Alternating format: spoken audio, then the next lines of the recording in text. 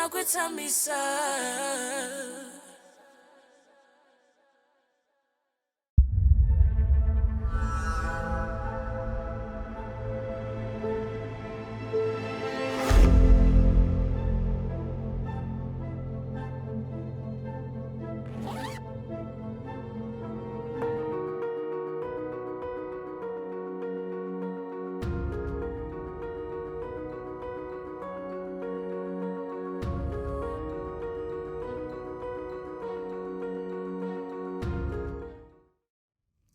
Hello, this is Tamisa with Table Talk with Tamisa. I am your host.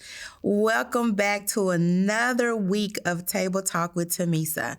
I am coming to you with a special guest that is in the career field. But before I go there, remember, we have to go in and affirm ourselves. So the affirmations for the week.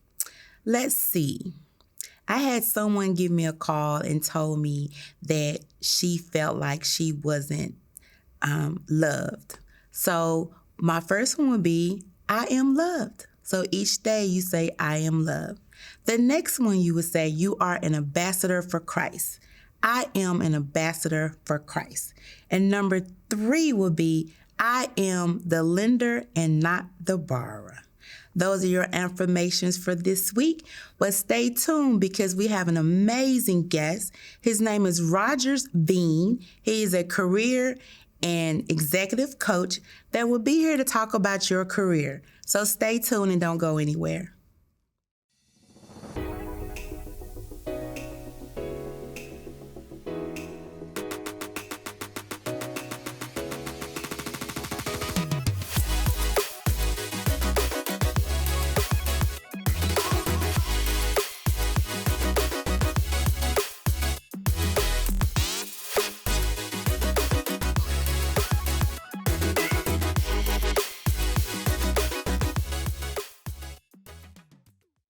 Welcome back to Table Talk with Tamisa. I am here with my special guest, Mr. Veen. He is a career and executive coach, and he's going to tell us a little bit about his story and his struggles and how he overcame and what he's doing today. So, Mr. Veen. Yes. Thanks for being here today. Thank you for having me, Tamisa. I appreciate it. Thank you. How you doing? Actually, I'm doing really well. Life, brings its challenges, but you grow and you learn and you become a better version. Then you go out there and do it again. Yes, you do. So, since you mentioned that, why don't you go ahead and tell me about your story? My story? Well, in land far away, once, just playing. But no, seriously, I'm born and raised in the city of New Orleans, Louisiana, right? Mm-hmm. One of the biggest things when people ask me, okay, tell me about you, who are you? The first thing I say is I'm the oldest of 5. I have 4 younger brothers. Mm-hmm. And all boys? All boys. No girls? No girls. Ooh, your mama. Starting off with no girls. Actually, I have a baby sis now, but I'm old enough to be her dad. That's how big the age difference is. But growing up, I had my 4 brothers. And I was big brother in every sense of the word, right? I'm 5 years older than the one closest to me in age. So I literally grew up taking care of them, watching out for them, things of that nature. But I also wanted to set a standard.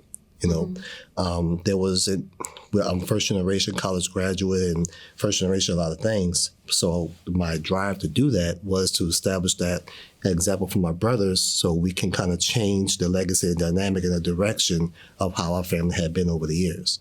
Those generational curses, breaking those type things, huh? Yeah, not exactly. I don't know exactly how much of a curse of it was. It's just kind of situational, maybe. Mm-hmm. But I wanted to have a different approach. I mean, New Orleans is not known for producing a lot of high tech people that actually stay and they represent the city a whole lot over. It's not known for that, right? You hear California, Chicago, New York, but we have that type of talent, that type of mindset, that type of brilliance in our city as well. And I wanted my family to be a part of that. Oh, that's awesome. So why don't you tell me a little bit about the struggle as you were growing up? Well, the career that I wanted to get into didn't exist, right?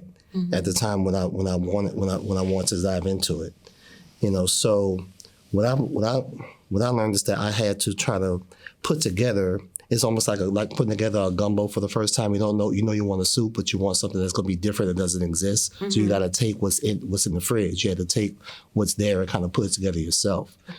So what I did, I knew I wanted to get into technology. I wanted to get into understanding people and business and everything. So I was like, all right, if I want to understand people, I got to be able to read and communicate. So I stayed in the library, read all different kind of books. Right. You were library brat. I was a library brat. Ain't nothing wrong with that. Partially library brat. So I also made friends with the people who had access to that, which is librarians.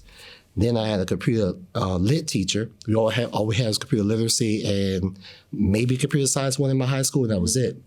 But my computer teacher was an out-of-work programmer because she couldn't find programming work in the city of New Orleans at the time, so she was just teaching. Okay. So I talked her into creating some additional computer science classes, teaching us how to program, so she could create computer science 2, 3, and 4.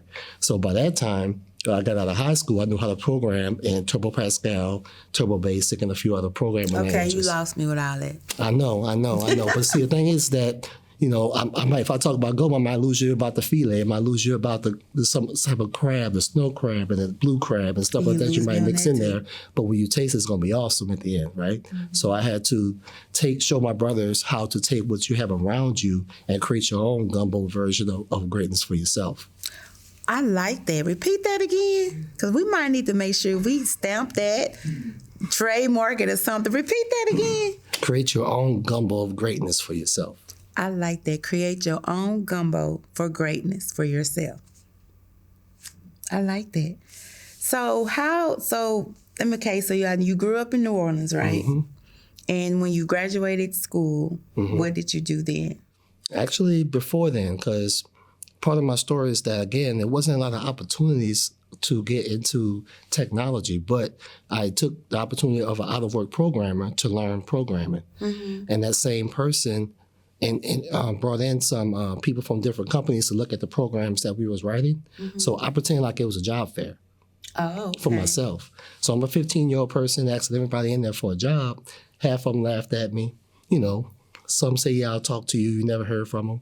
But I didn't need 10 people to say yes. I didn't need 5. I didn't need 2. All I needed was 1. That 1. And I got 1. This guy actually said, okay, I'll bring you to work with me one day. I talked his boss into letting me work that help desk. So by the time I came out of high school, I had a year and a half of IT help desk job experience before I even started college. So that gave me a huge jump ahead as far as how to work in corporate America and also understanding how to do the job. Okay. So that was one of your struggles, right? It's just try to create and, create your own opportunities. Your own lane. Yeah, you have to. So what other struggles did you experience while you were going in that path of learning different things or going out seeking for someone just to give you that chance? So what were some of the struggles that you did? Well, one of the struggles is, and I think a lot of people can identify with this struggle, is that a lot of people don't know who they are, especially professionally. You don't have an actual professional identity. Unfortunately, our educational system, while it's great in some areas, it doesn't allow you to do the introspective work to understand who you are, so you understand the value that you have, so you can position yourself to get the most out of who you are. A lot of times you just take whatever job is available, or you just fall into something, and sometimes you fall into the right spot, sometimes you don't. Most times you probably don't because it's unintentional. Mm-hmm. We talk about being intentional, especially when we talk about the world of dating, date with intention and do stuff with intention. Well, do you know you to intentionally position yourself, like I was doing in high school, for getting to where you want to be? Mm-hmm. So the first thing is that, who are you? Right. So that was the struggle. The struggle I had is that I didn't have nobody to guide me through the process of understanding who I was. So I had to stumble and figure it out for myself while creating a process to do so, and then execute it all at the same time. So that was probably one of the hugest struggles I had for the first 20 years, out here between school and post-collegiate. Will it be is it safe to say that another struggle would be you trying to teach your younger siblings of that same path? Was that a struggle? Well, I had to try to find a way, because think about it. I have 4 younger brothers. You have these different personalities. So now I have to translate what I'm learning as I'm learning in different ways because of all these different personalities. Yeah. And then you find yourself what I call coaching up. For those who have bosses who you wonder how the heck they're their boss because you know more than they do. Right, that part.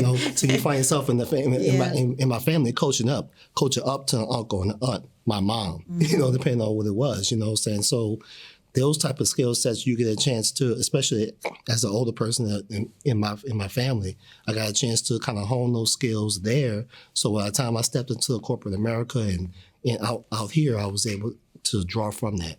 Okay, so when you stepped into corporate America, by being a young age, I'm assuming. Yeah. What was one of those struggles? I'm an African American male, and that's just being honest. Yeah. And a lot of times the expectation is not necessarily high. The opportunity is not always given. You kind of have to work harder to position yourself for the same opportunities that others may not have to do so. Mm-hmm. But the reason I harp on identity so much, because if you don't know you, then they'll see the value in you. But if you don't know it, then they'll sit there and work you at level 1, when really you should be earning and working at being at level 5. And right. I experienced that for 5 years of my career.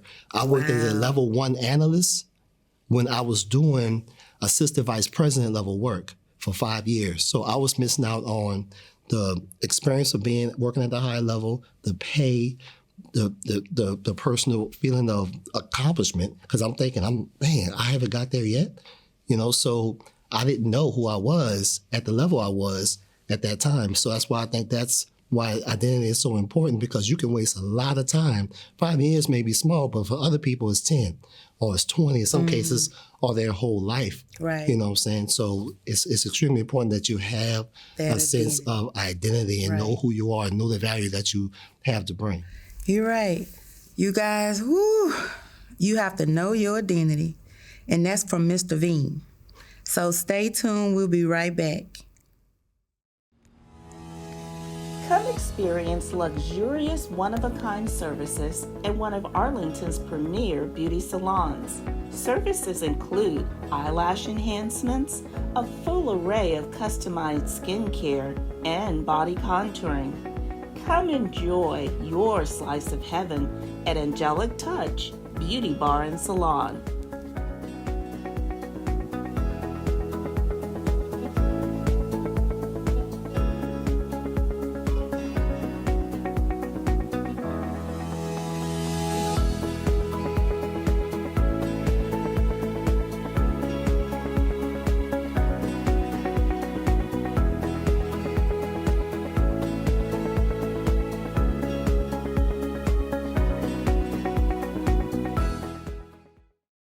Welcome back to Table Talk with Tamisa. I'm here with Rogers Vigne, my special guest, who is a career and executive coach. Mr. Veen, thank you for staying with us. Well, thank you for letting me stay. Look at you. I appreciate it. Look at you. All right. So we talked a little bit about, the first thing is knowing who you are. That's extremely important. That is extremely important, especially in a professional environment, corporate world per se, because you have to have that confidence, right, of knowing who you are. So let's talk a little bit more about that. When you was working in the corporate America world per se, and you had to prove yourself of knowing, knowing your worth, pretty much, knowing your worth, but they didn't see it. So how did you tackle that? Actually, it wasn't as much as they didn't see it, it's that I didn't know it. So the scenario that occurred is that I was brought in as a level 1 analyst, right? And they said, okay, you're a level 1 analyst, my goal is to be level 2. So they gave me a set of things to manage or take care of my projects or whatever, so I worked those projects. I did it at a high level. And they said, great, after year 1, you want to be year 2, you want to get to level 2, here, do these things. Year 3. Year 4, it was like I'm still working to get level 2. Now, there are like 4 different levels of analysts. I'm at level 1, going year 1, 2, 3, and 4 with additional responsibilities. It's getting to the point where I'm literally training the other analysts in what I'm doing, training other people who weren't analysts in what I was doing, still trying to get that level 2 designation, level 2 pay, level 2 recognition on the job. what happened is kind of a funny part of the story is that one of my coworkers who was like a level 3 or something like that, I guess she got kind of frustrated because she couldn't get promoted and move up because you had level 1 analysts doing all this stuff. She knew that they weren't promoting me, moving me forward because I didn't know where I was. I didn't have my identity. So they get all this work out of me at these higher levels. And, I'm holding everybody else up. So she walked up and dropped this piece of paper with an alphanumeric number on it. She said, look this up, go get it, and get out. I was like, okay. Was that like your wake-up point? I looked it up, and it's for an assistant vice president position of strategic operations. Wow, okay. And I was like, I'm trying to become a level 2. And you taking me way up here. And you're talking way up here. But when I read the job description, I was doing more than what was on that list already. I walked over to the hiring manager for that, and it was intercompany. So I walked over to the hiring manager. He was like, you want this? I heard about you. Come on. Don't worry about it. Really? And I went from a level 1 analyst to an assistant vice president with direct reports. Just that fast. But it happened, but it took 5 years, and it probably wouldn't have happened at all if somebody hadn't said, this is who you are. I didn't know who I was. Imagine how much time I wasted, as I mentioned before. And how many of us have a story like that, but you don't have somebody dropping the alphanumeric number on your desk saying, hey, go get this. Right. Right. Now, it served their best interest because it got them out the way so they can, Right. But if it didn't, I could still be there trying to get level 2 15 years later. Somebody else has stories like that. You wonder, why am I stagnant? Why am I still at this same level? Right. It's because you probably don't understand your own worth and your own identity, and you're not working it. But other people around you probably do, and you're being kind of, used for the benefit of people around you, as opposed to you getting the most benefit for yourself at the same time. Wow, that's good. So the person that threw the paper on your desk, did you thank her? Did you acknowledge her? Or what did you do to recognize her for seeing that in you and just giving you that extra push to know who you were? Well, actually, I did thank her. I treated her to lunch, and over the years, I ended up coaching her. Really? Look at you.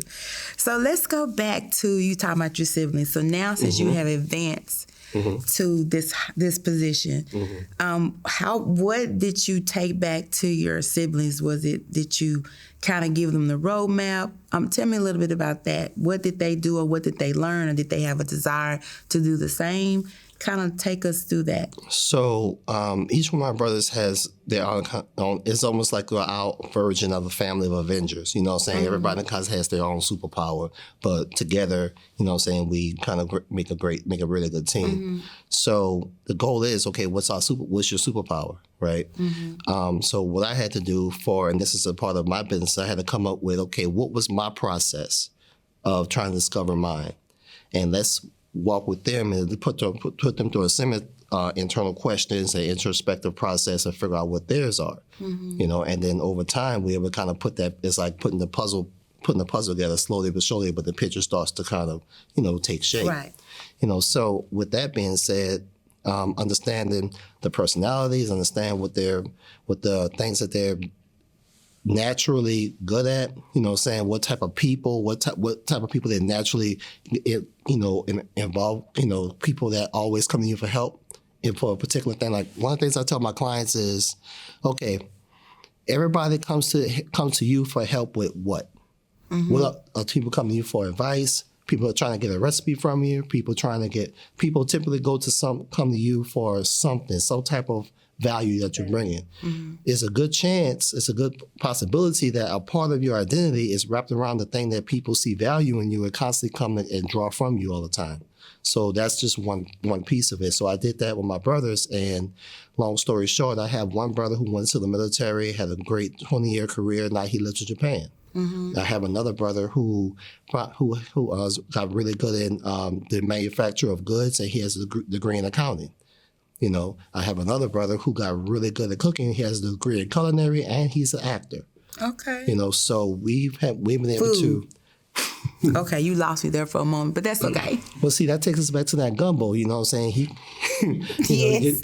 All these different things. And the cool thing about it is that my mother, for example, she makes pies. You know, Robin's pies. She makes pies, right? So between myself with the technology and the business, my other brother who's in the military is good with distribution. My other brother is in mass production of goods. You know, and my other brother is a chef. That's that gumbo. And that's the gumbo of greatness. We naturally, think about it, we're a family, but we naturally went into these different areas. But when you put it all together, you got a gumbo of greatness, a family that can produce something that's amazing. So we're still, you know, everybody, every family, every group have the opportunity to create that for themselves. I think you need to trademark that. But I'm going to come back to that gumbo. So let me ask you this. Did you have anyone in your family that was very rebellious doing that transition into them walking and knowing who they were? Let's see. Brother number one, brother number two.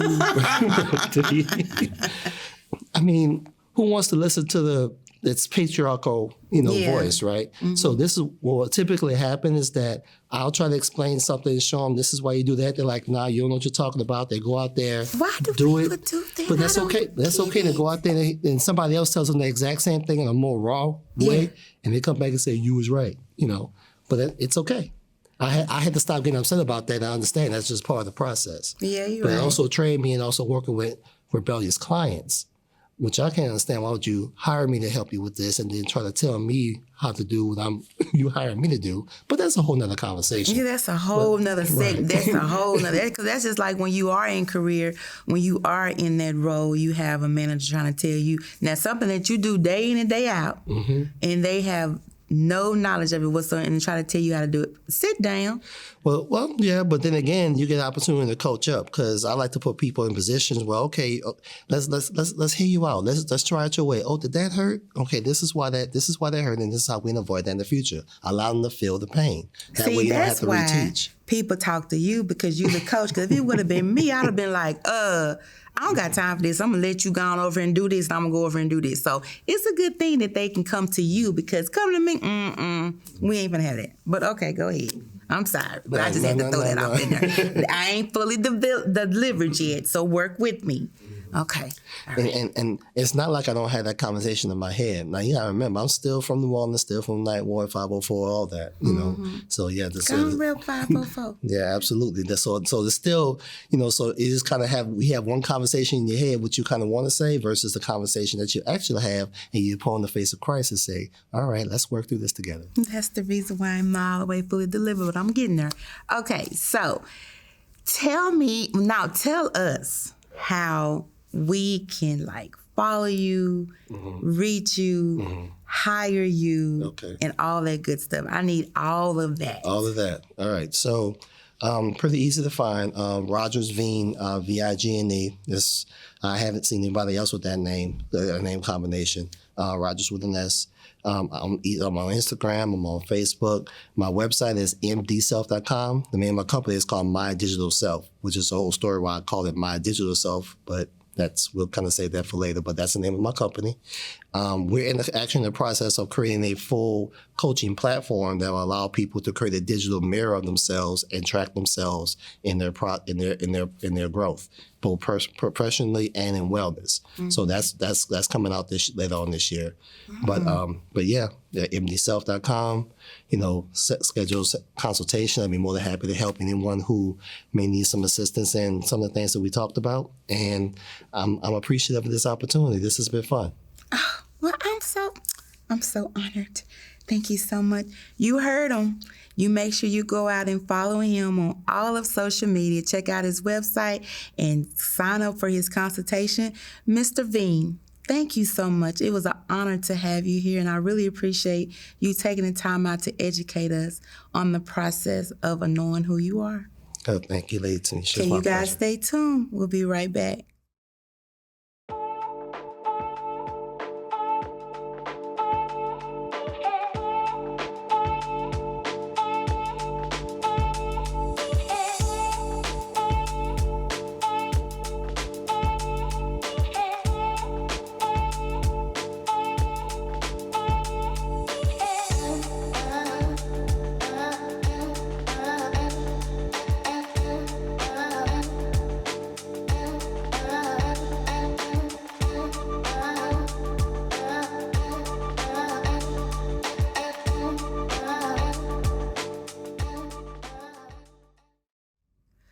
Welcome back to Table Talk with Tamisa. I am so glad you guys stayed in here with me.